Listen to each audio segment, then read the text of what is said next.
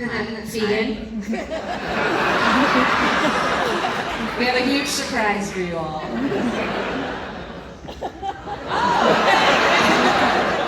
No, we knew it was you.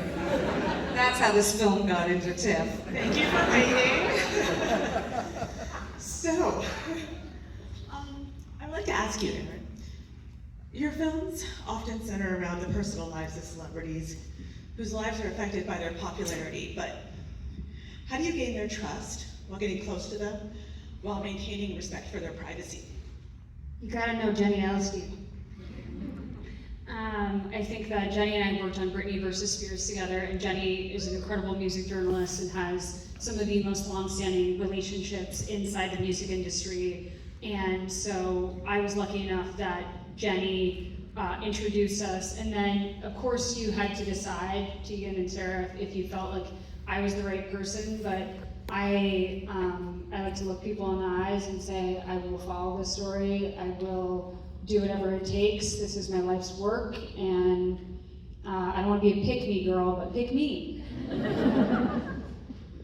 So the core of this story started about a decade ago, but it still feels very, very fresh. So why do you think themes about cybersecurity and catfishing are still relevant today, despite the efforts to enhance users' privacy and security?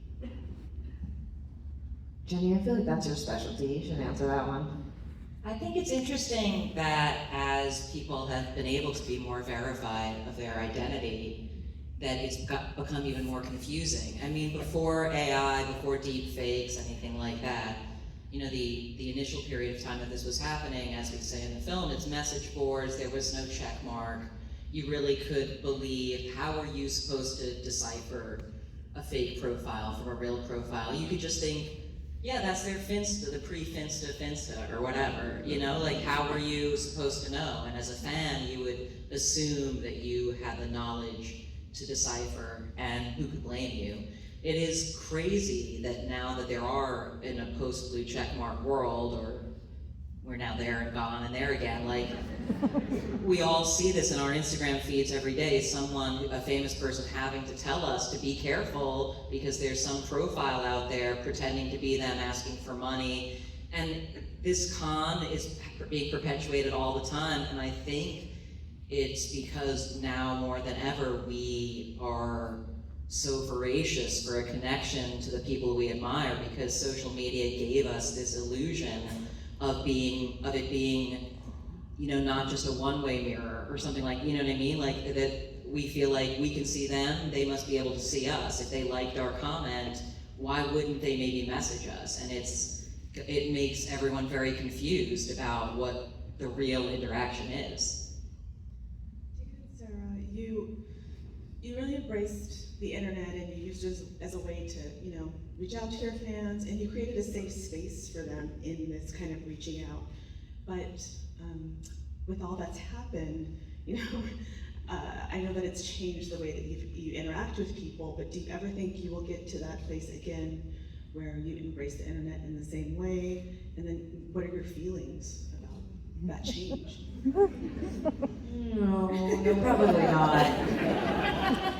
Sarah never liked the internet and has been trying to convince us to get rid of everything since about Even before vegan, to be completely honest, Yeah. I was always like, just Sarah a thought nightmare. that Sarah always sort of sniffed out that this was probably a slippery slope with a terrible ending. So I think it's important for me that it doesn't feel like we are calling out fandoms in general or our fandom. I think the vast majority of people on this planet are kind and good, and their curiosity probably lives within the realm of healthiness. But I do think that every artist hits a peak, and the peak of our career happened during this time, and it fanned the fires, and it made us very nervous about how to connect online and very mistrusting. But I don't think that fake Tegan is responsible entirely for that. I also just think it's deeply fatiguing, and we're seeing that in this new crop of artists that are coming out and they're burning out within a year. We have way too high of expectations on ourselves and on celebrities and public figures. no one cares to hear how hard it is to do whatever job, fill in the blank, but being a musician is hard, it's exhausting, you spend hundreds of days on the road, alone, away from your family and friends, and most of the things that you have to do to take care of yourself, mental health, physical health, and security is on you to pay for it. We don't have health care, we don't have benefits, we have to pay for our own security, etc. So artists are becoming afraid, and they're becoming overwhelmed, and they're becoming fatigued. So I don't think that's one person's fault. I think it's a systemic problem of our industry and of the greater internet and world.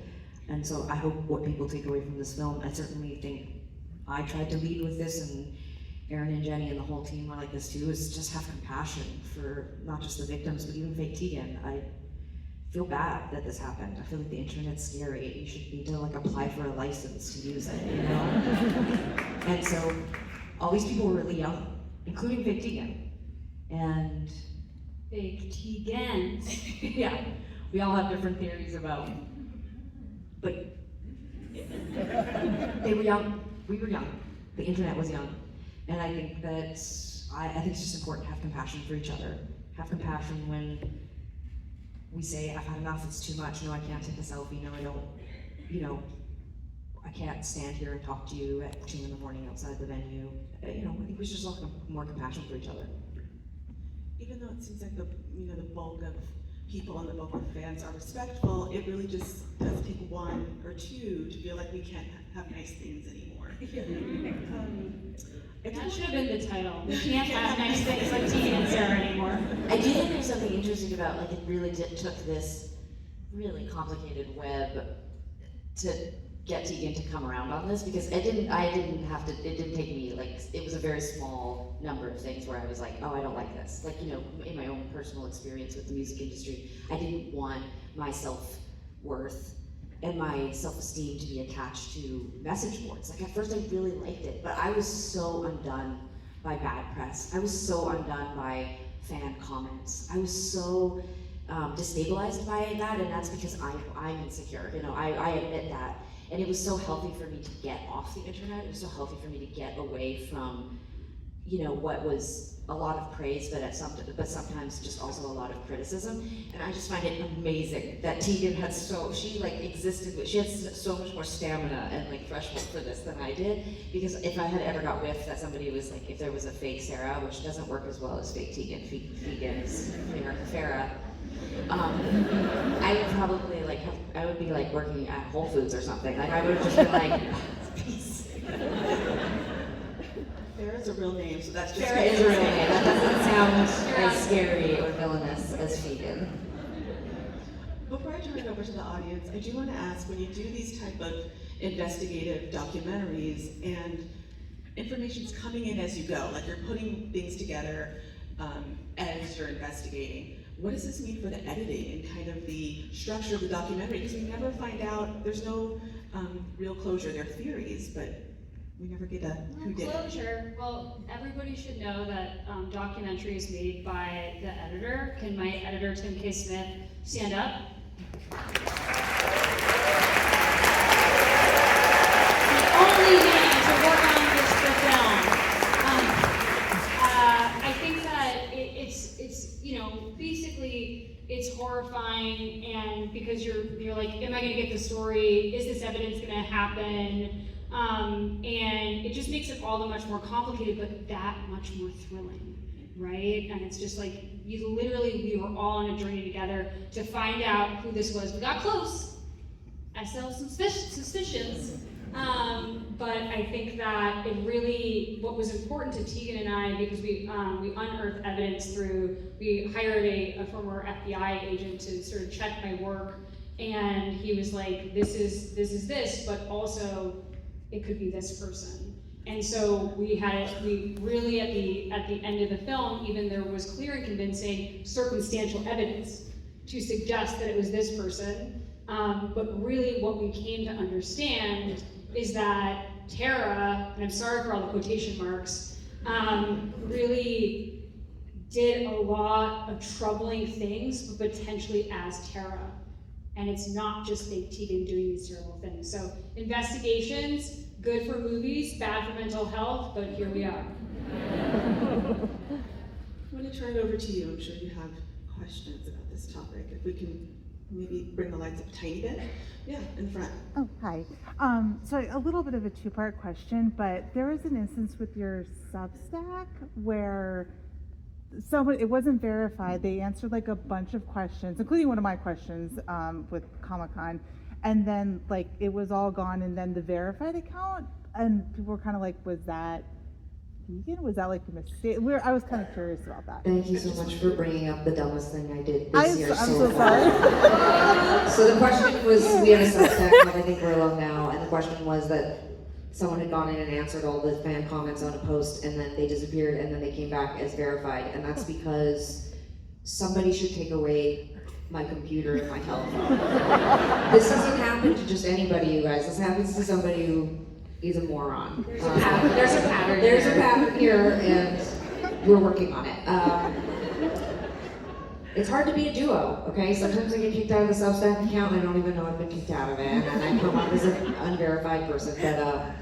But you bring up a really interesting point that I'm going to make into a more interesting answer, which is, do we live with paranoia, and is there an icky residue on us because of the fake Tegan situation all these years later? Yes.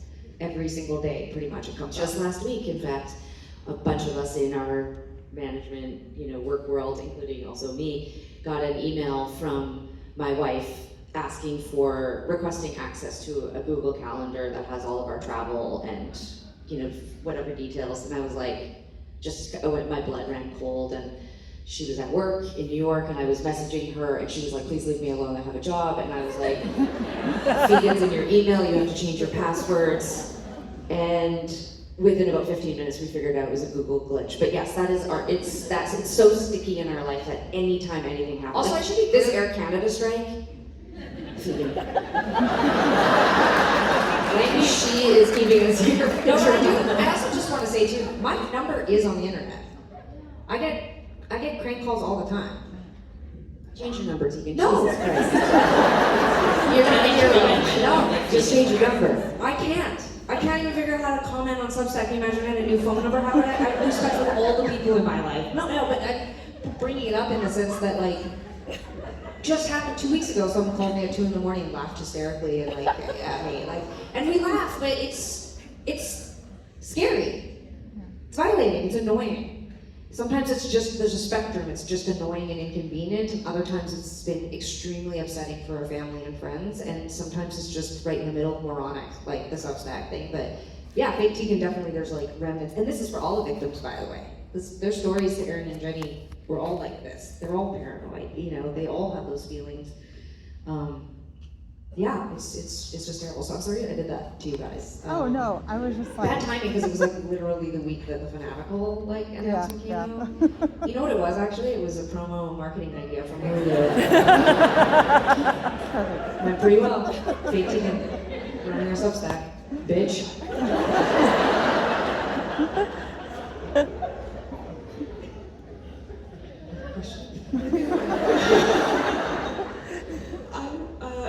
Someone in the balcony right there. No question anymore? Okay. Right there. Yes. And Oh, me? Okay. yes. Do you think the rise of AI and other emerging technologies will get other fan bases more aware of, okay, that's an impersonation account, this is the real person? Do you think that will, or what happens? So do you think the rise of AI will get people more aware of, okay, this is an impersonation account, this is the real thing? More wary of, okay, that's genuine, that the pictures are genuine, photo, the description's genuine, all the others. Well, I think it's going to make it so much worse. Hopefully it'll do good things like that, but, when we were talking to somebody we thought was fake Tegan, they wouldn't accept a call from Tegan. They needed a video to verify that it was actually Tegan, even though they were potentially fake Tegan, but they were saying it could be AI. And I was like, oh God, no, just it's Tegan. You're not Tegan. Let's get I'm surprised there's not gonna put more videos and be how many videos I can make where I'm like, hi, it's real Tegan. I'm so sorry this happened to you. But I agree, I don't think AI is gonna make it better, or might make it worse, because I think we're on a paranoia slip and slide, aren't we? Like, Yeah, I also think it's just like people want to believe it. You know, that's the thing. It's just that the stronger our desire to believe that you just really wish it was this person talking to you. You know, if it's someone you don't care, if it's a fake prince of wherever, and you're just like, that's not you. But if it's your favorite actor, your favorite tattoo artist, your favorite artist, you really want it to be them, and so you'll go down. You're like, but what if it's them? You don't want to miss your shot.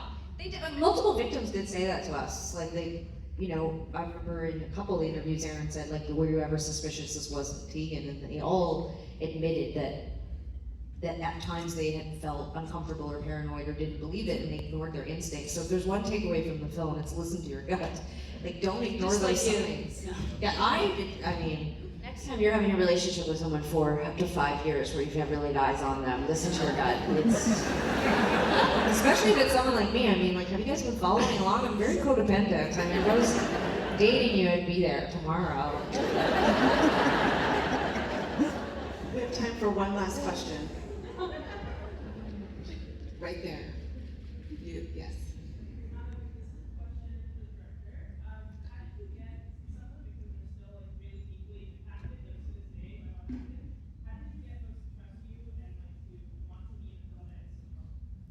So some of the people are still very deeply impacted by what happened. How did you get these people to be in the film and trust you?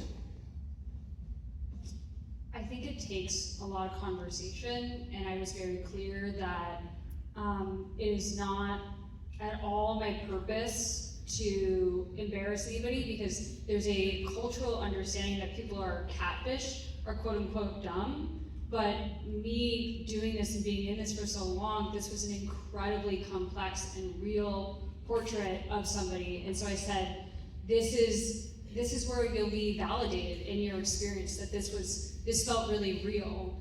And I think the people that we were lucky enough to meet, there was this fake Tegan is still doing this to this very day, up and like we have reason to believe. And I said, us making this film will hopefully stop the bleed. And so it was, one, making sure they understood our intentions, our values, what it was gonna look like. Two, they really wanted to do right by real Tegan. They kept saying that over and over and over, like, I feel so bad for you. And then Tegan would be like, I feel so bad for you. And then it would happen for 5 minutes. And I was like, guys, let's go. But then we were lucky that, it was also people that wanted to help. And then there's people like JT, where it was such an emotionally wrenching situation. And, it's really painful, right? And so I think it's all of these things, but I'm proud to show this film to the people that were in it, because I think they're respected and they're reflected. I do want to get one more question, because this person's been raising their hand for quite a while. Right there, yes. Perseverance.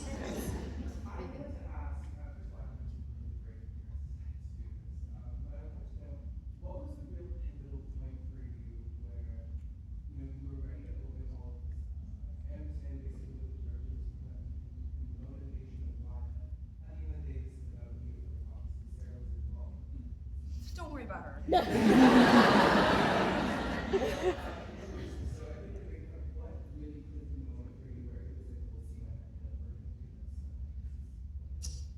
Just waiting for that full steam ahead moment to come. What was the pivotal moment for you to decide that you were going to open up and go full steam ahead with this story? Well, it's kind of a dumb answer. I just listened to this great podcast 2 years ago called Sweet Bobby. And it's a great catfish story, but there's a twist. I will not ruin it for you. But it kind of unlocked a lot of memories about fake Tegan I hadn't thought about in a while. Like, fake Tegan comes up in the business world, that world, but I hadn't, there's just this other stuff that started to come up. And very briefly, it's just to say that, back when this first happened, we thought we'd found fake Tegan. We thought Joanne was fake Tegan, and we talked to Joanne multiple times. And then this whole Mark thing happened, we sent the cease and desist, and we were like, all right, we're moving on. And then when the second wave happened, it was worse. It was there was about a dozen people I knew through my email that had been hacked. were able to confirm with Yahoo that someone had been in my account impersonating me, and JT came forward and we found out it was like romantic, and it just sickened me, and we thought that it potentially was a second person, and we thought it was someone that I knew. And so when I heard the Sweet Bobby podcast, and now I'm kind of gonna give it away because now I'm realizing I've backed myself into a corner here, but the twist is that the person knows the person catfishing them. And so it unlocked this fear in me that we had given up too easily, and that fake Tegan was someone I knew. It also hasn't stopped happening, you know, Exactly. yeah, like we, especially at public events, you know, there have been times over the last few years where it's like, there's a very specific look that someone gets on their face, and they approach us, and we know. They don't say anything, we already know. It's just like, I felt like that moment, like where it unlocked this feeling again where I was like, is it possible that there's a person out there that I know that's doing this to people? Did we give up too easily? So anyway, I sat down and wrote a story called Fake Tegan, and that was sort of the end of the story, was me saying, like, did we not try hard enough to verify if there was a second person? Was it someone I knew? Was the first person that we found the person, and they tricked us into thinking it wasn't them? Like, I just had so many questions, and I don't think I even thought about if I was ready to tell the story or not. I just decided I wanted to start to write it down and think about it, and then that was when I approached Jenny, and Jenny suggested we take it to Erin. And I think that once I had met with them and met the team at Story Syndicate, I became more confident that they had the compassion and empathy and knowledge to handle this with care. Because the most important thing to Sarah and I always is that we respect our audience, because I don't believe we'll ever get respect back if we don't respect you first. And so there was a trust that we felt, even all these years later, with our audience, that if we were gonna tell a story like this about people who were violated in our world, that we needed to do it completely and openly. Like, I couldn't just hand this story over. Like, Erin was incredibly generous and let me be front seat for so much of the process, and everybody was so respectful of making sure that I felt comfortable with what was getting put in the film. You know, even Tara or JT, like anyone who was angry or had done things that hurt me all those years later, I wanted to make sure that they didn't get hurt by the film. Like, I wanted them to have their say. If they're fucking angry and they're mad and they think that I should have done better, then say that. That's okay. Because maybe I could have done more, but maybe not. Like, but we all got to say that, and it felt really important for us as victims of this person to take the front seat. Fuck fake Tegan. Let everybody have their say and talk about what this did to them. So I lost consciousness there for a few minutes, so I'm not sure if I got back to it, but thanks for the question. Tegan and Sara, you've been sharing so much of yourselves through your music for so many years, and I just want to thank you for opening. You can't have nice things, the sequel, the intervention, but thank you for continuing to share, and Jenny and Erin, thank you for helping share this story as well.